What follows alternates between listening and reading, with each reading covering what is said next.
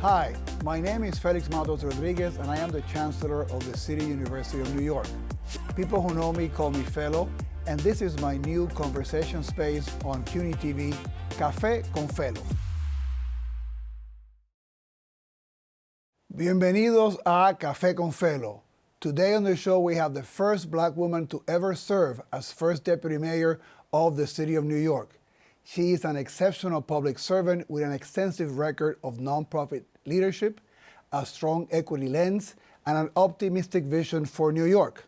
It is my pleasure to welcome my dear friend, Ms. Sheena Wright, to the show. Thank you.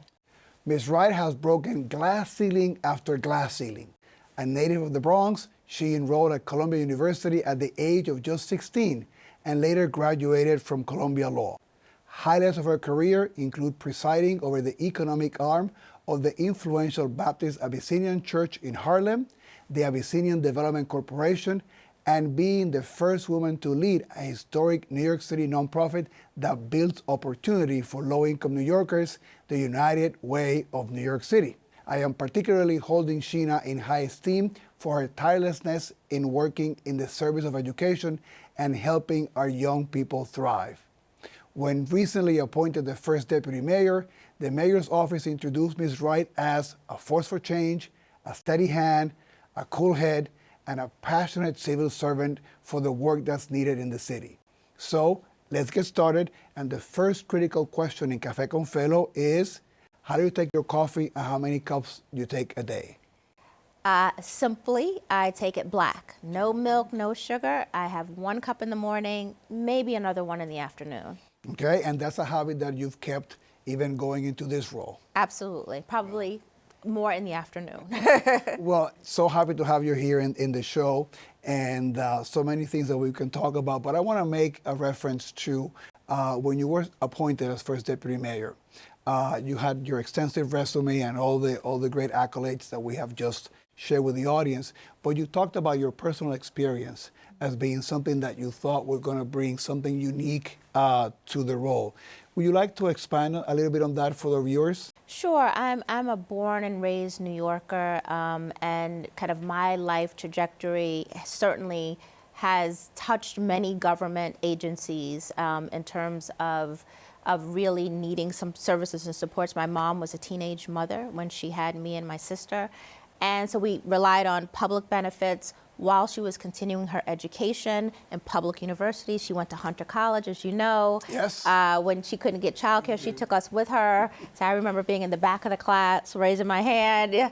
But, and, you know, doing the things that were necessary to kind of make ends meet. We did not have really high quality educational institutions in the neighborhood that I grew up in the South Bronx when I was coming up. And so public education and making sure that it is really providing opportunities for the young people in the city is critically important for me.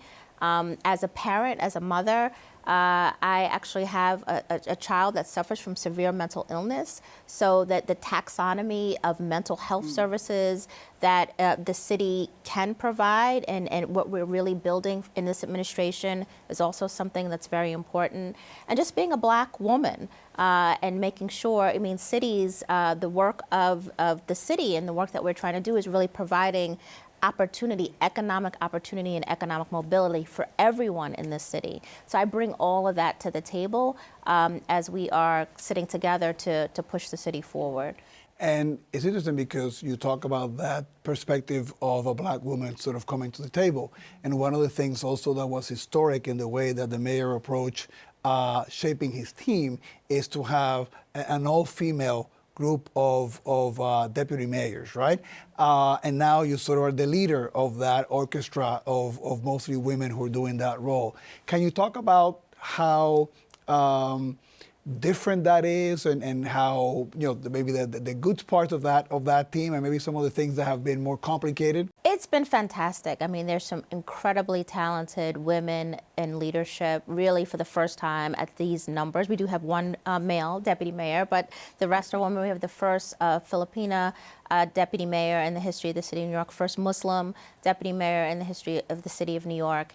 And we are very collaborative in really breaking down the silos across the agencies and how we work together and really lead and drive the city forward.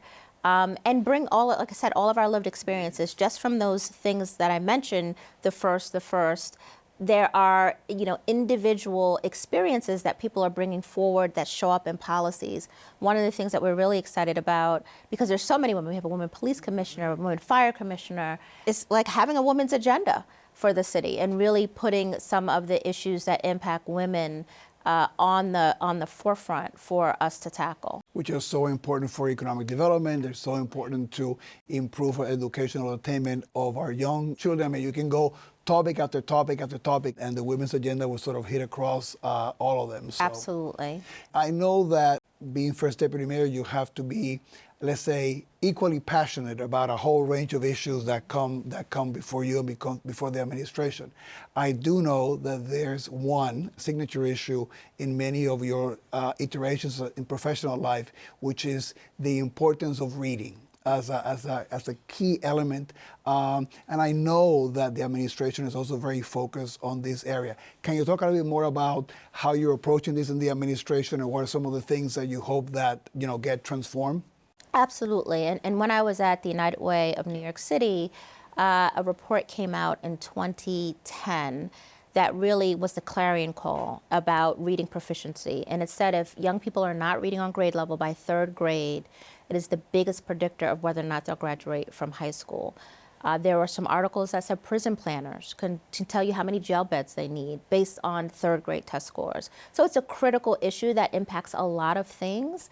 And it's also about access to opportunity. You can't do a lot of things if you don't have the fundamental ability to read.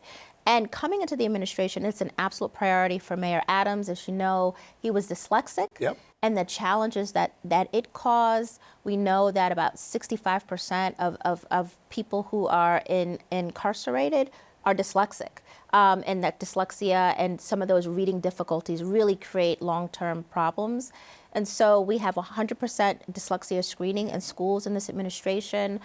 Chancellor Banks is really about to roll out a significant focus on teaching reading and the fundamentals of reading that are going to transform the educational system. By the time they get to CUNY, they are going to be well prepared. They will be college ready, but you have to build the basics.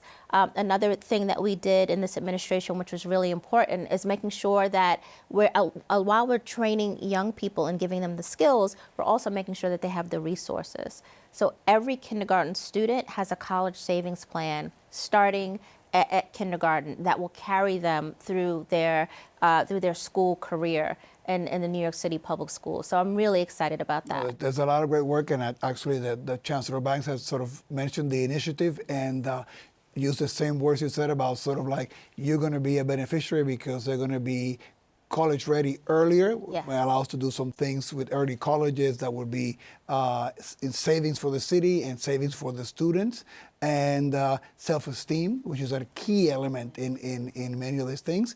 The other thing which is important to me is we get to prepare the teachers. Yes. Who are going to be making those changes happen in the way that we teach reading. So we look forward not just to the transformation in the life of the students, but also the work that we need to do as the partner to the New York City Public Schools to have the faculty ready and the teachers ready to do that. So yeah, it's going to change, I think, the entire ecosystem of education.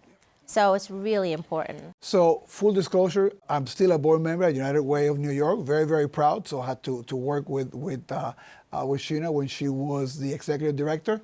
One of the things that I also liked about your leadership there, and I know it's something that you think about now in this role, is, and with the Read NYC that was part of it, is neighborhood focus, right? The fact that there might need to be distinct interventions for challenges that affect different neighborhoods in the city. Yes. Can you talk about that neighborhood approach in terms of how the administration is navigating some of the challenges that we have and some of the opportunities that we have? Absolutely. I mean, New York is a big city. I mean, it's obviously the most diverse place in the country.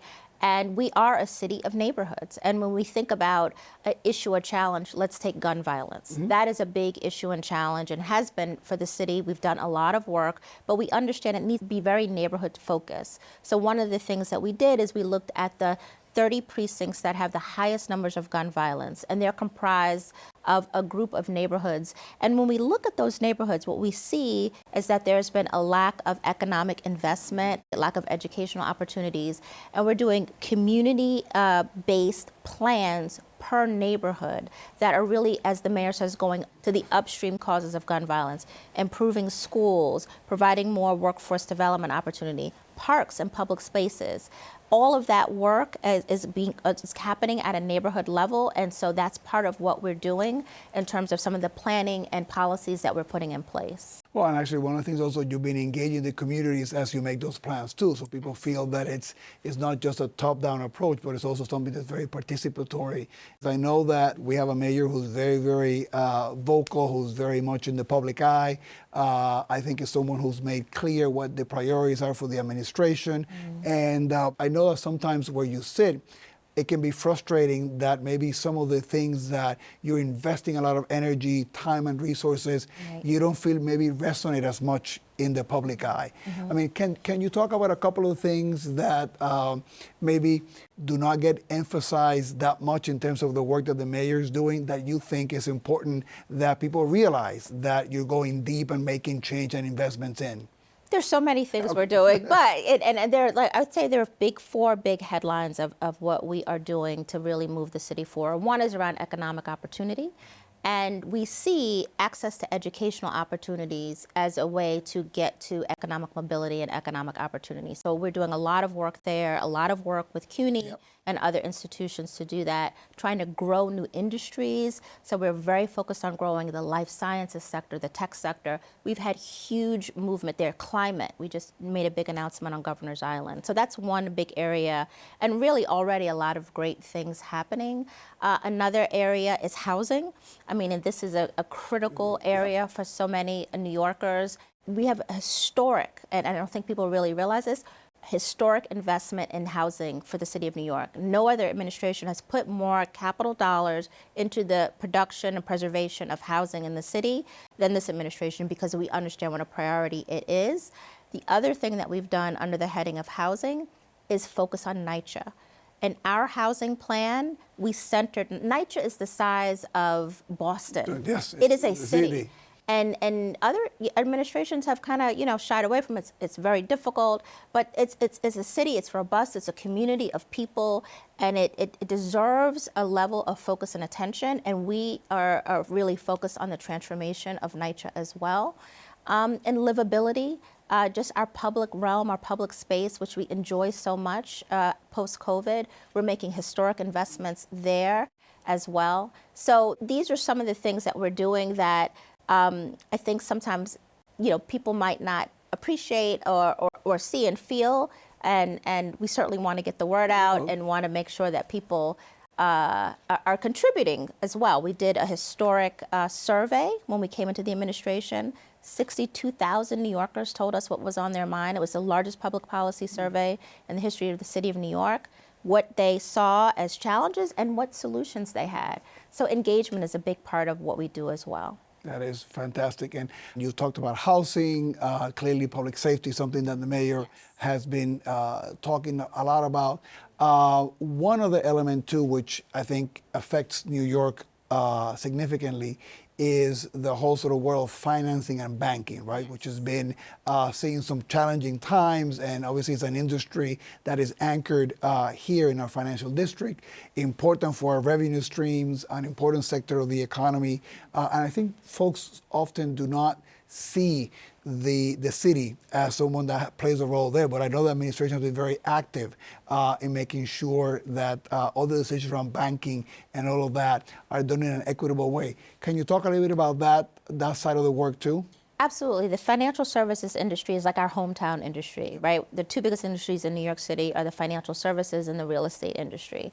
And we are a big player. We are a $100 billion institution, bigger than most other Fortune, 100 companies, 50 companies, and 300,000 employees. So, and then just kind of our financial kind of muscle is significant. So when we see disruptions like we've seen recently with Signature Bank and First Republic, we are paying close attention, but we're also involved in trying to make sure that there's a level of stability, because it impacts the housing market and impacts everything.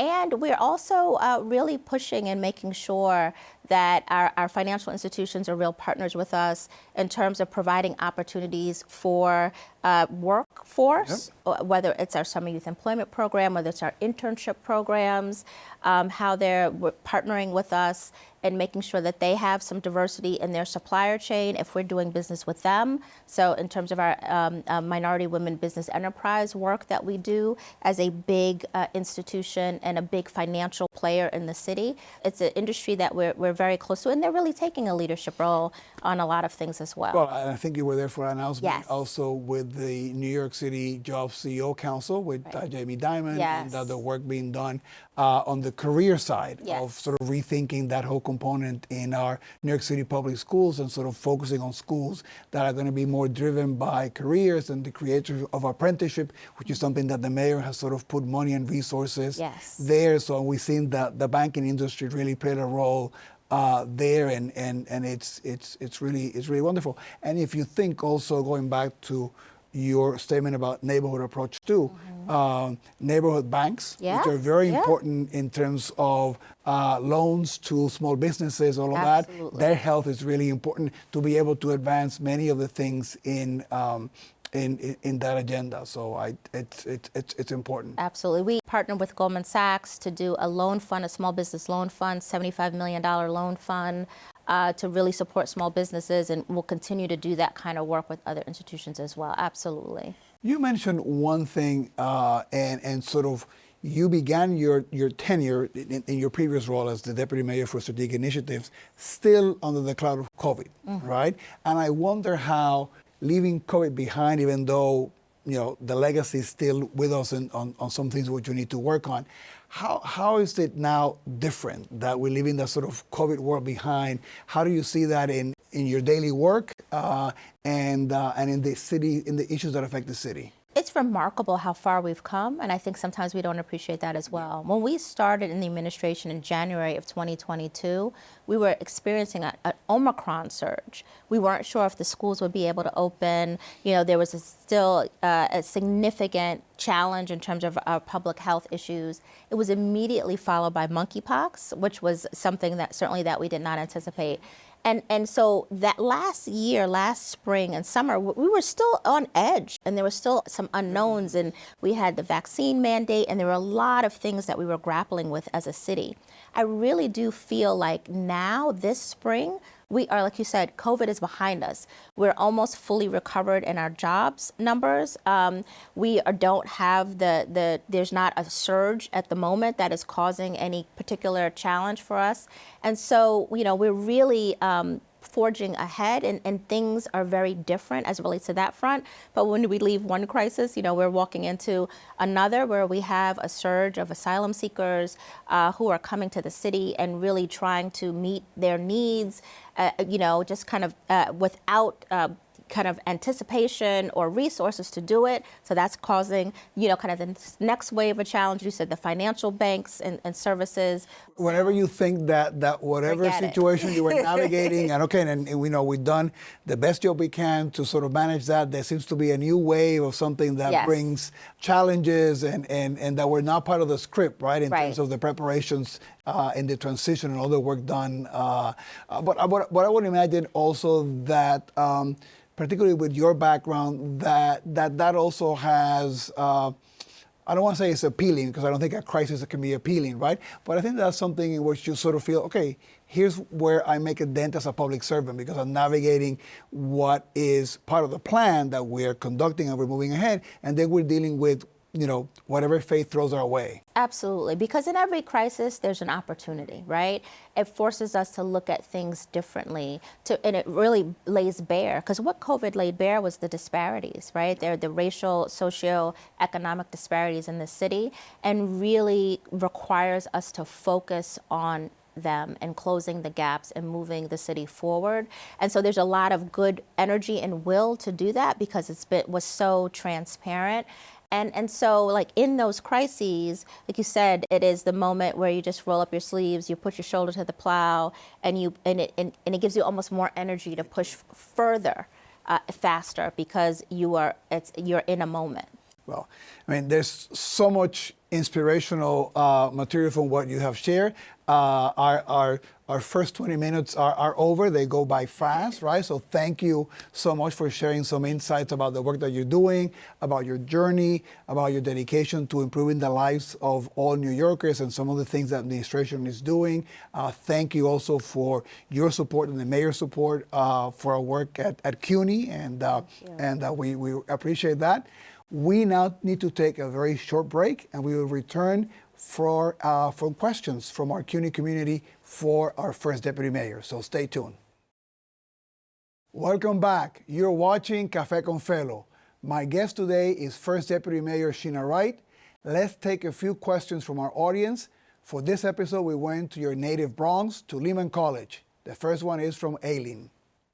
Hi, my name is Elin Waring, and I am a professor of sociology here at Lehman College.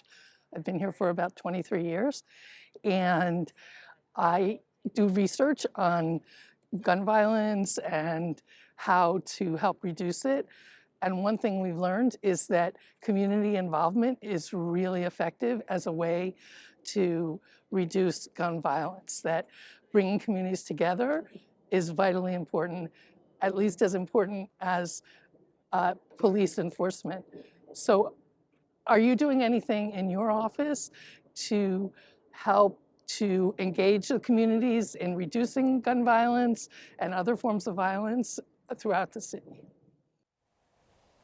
Absolutely, yes. I mean, public safety, as we've said, is a priority for this administration. Coming in, we had high levels of gun violence. So the mayor convened a gun violence prevention task force, of which I'm the co-chair of, and A.T. Mitchell, who runs a nonprofit in East New York that is community-based, that's neighborhood-based, is the co-chair. So it's really kind of the first time you have, this kind of structure where I called every agency in the city government together to say it is our collective responsibility to respond to the communities that are really experiencing high levels of gun violence. And we worked with communities. We've had community planning meetings, and we have a whole framework of looking at the upstream causes: economic opportunity, housing, education, trauma-informed care, all of those things, and building concrete plans with community and hearing from them exactly what they need, from parks to open space to where are the gang lines, all of those things. And so that's a big part of the work that we're doing on the ground that's specific to gun violence. And I also know that you work also with the resources and faculty at John Jay. Yes. For some of that work too. So Absolutely. John Jay has been a huge partner from the very beginning of this administration on our transition, and is one of the research partners and one of the partners that's also helping to influence some of the policies and strategies for the gun violence prevention work that we're doing. well, thank you. I think we now go to a question from John. Hello, my name is John Soto. I'm the president of the Student Government Association. I'm a graduate student majoring in biology, and my question for you, First Deputy Mayor Wright, is what can we as CUNY students do to support your work in gun violence prevention in light of the recent Tennessee tragedy? I think this is a community-wide approach, and so really the awareness around some of the issues as it relates to gun violence and gun violence prevention. Really, there's a lot of work around mobilization and volunteerism, speaking out. We really need sensible gun laws in this country. So advocacy and organizing is really, really important. We've got to stem the flow of guns to the city of New York. We have very strong gun laws, but we need advocacy at the federal level. So we need every citizen in New York to really be raising their voices in support of sensible legislation. That's really a big, tangible thing that we can collectively do. Great answer. So now we have Khadija. Hello, my name is Khadija Diallo. I am a graduate from the City College of New York, and I'm currently at Lehman as a second-degree student pursuing biology on the pre-medical track. I am also the Vice President of Internal Affairs with Student Government. My question to First Deputy Mayor Wright is how can the city, in conjunction with CUNY, help subsidize funding for summer youth employment program that could be available on all CUNY campuses? That's a great question. First of all, you have such impressive students and faculty. I was hearing their bios, but Walking into the administration, we knew, again, coming out of COVID-19 and making sure that we had opportunities for our young people, we made it a priority to dramatically increase the Summer Youth Employment Program, spending $234 million, going from 75,000 young people to 100,000 young people getting access to those opportunities. And we don't want to stop there. We worked with CUNY students during the transition as interns. So we want to go from summer youth employment to internships during the school year, apprenticeships, and really growing that work-based learning and career-connected learning across our New York City public schools and our CUNY schools. And that's going to be a big priority for this administration. I'm thankful for the expansion in the number of paid internships, also the support of the inclusive economy, which is in this direction of engaging our students into more career opportunities, and paid internships and apprentices are sort of a key part of that. And I know the mayor is a big fan, and I also know that you're a big fan, so thank you for that support. And then the last question, a name that's kind of appropriate, a question from Destiny. Okay. Hi, my name is Destiny Roan. I'm a current student at Lehman College. Question, can the city do more for students to make feminine products available for free? Thank you. That's a great question. As I said, we have an all-women leadership women's agenda, and it's a real issue and it's a real challenge. Unfortunately, the state is regulating some of the things that drive the costs, and some of the things that make it a little inequitable in terms of the pink tax and how some things cost more because they're for women than others. But we are actually, as part of our women's agenda, working on what we can do as a city to make sure that these things are accessible to much broader people, and that the resources are there. So we are working on that issue. Right, it has the advantage of having that women's perspective about looking at all kinds of angles, right, and all kinds of things. In this case, things that a male president on a campus will not be paying that much attention to. That's right, and it's an economic issue. Sure. Well, that's all the time that we have today. Thank you so much, Sheena Wright, for making time from your very busy schedule to be here with us. Thank you for all you do on behalf of the entire CUNY community, and we look forward to seeing what you get to do in this new platform as First Deputy Mayor. So we look forward to helping in every way. And to our audience, thank you for watching. And please tune in for Café con Felo on weekends. That's Friday, Saturday, and Sunday at 8 p.m. on CUNY TV. Saludos.